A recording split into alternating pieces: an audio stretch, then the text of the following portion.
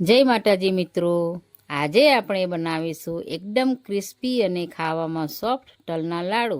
આ ઉત્તરાયણ પર જરૂરથી બનાવજો। તલના લાડુ બનાવવા માટે 250 ગ્રામ તલ લીધા છે।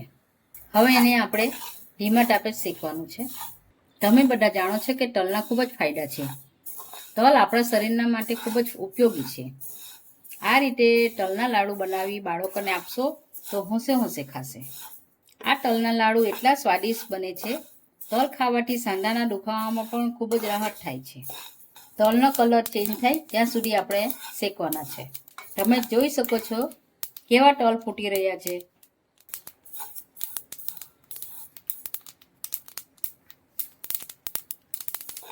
હવે ગેસ બંધ કરી દઈશું અને એક ડીશમાં કાઢી લઈશું।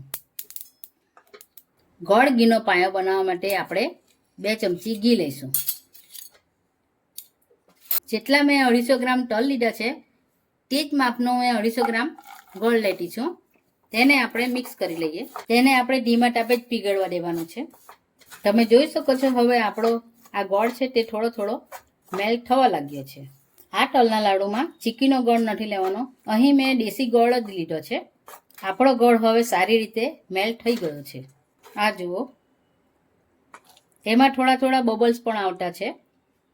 હવે જે શેકીને તલ રાખેલા છે તે આમાં આપણે નાખીશું અને તરત જ મિક્સ કરી દઈશું।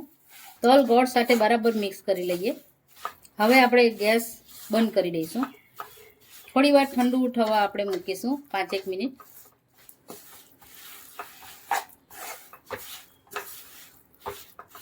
પહેલાં આપણે ચમચીથી લઈશું ને હાથમાં મૂકશું, પછી એને આપણે ગોળ ગોળ આ રીતે પાડતા જઈશું। આ રીતે એકદમ આપણે વધારે પડતું એને કઠણ પણ નથી કરવાનું, એકદમ તો આવી રીતે આપણે કરશું તો એકદમ સોફ્ટ થશે આપણા લાડુ। તમને આ રીતે ના ફાવતું હોય તો આપણે હાથમાં થોડું પાણી લગાવવાનું, એટલે આપણને થોડું આ ગરમ ન લાગે અને પછી આપણે આ રીતે વાળી લઈશું તો આપણા પણ સરસ થઈ જતા છે। હાથમાં ચીપકશે પણ નહીં અને આપણને દાટશે પણ નહીં। આ રીતે આપણો સોફ્ટ થઈ ગયો છે। તમને ના ફાવતું હોય તો તમે આ ચમચીના મદદથી પણ વાળી શકો છો। હવે ચમચીમાં આ રીતે આપણે ભરીશું, એની ઉપર બીજી ચમચી મૂકીશું। હવે આ રીતે એને કરતા જઈશું। જુઓ, ચમચીના મદદથી કેટલો મસ્ત ગોળ અને લીસો બન્યો છે।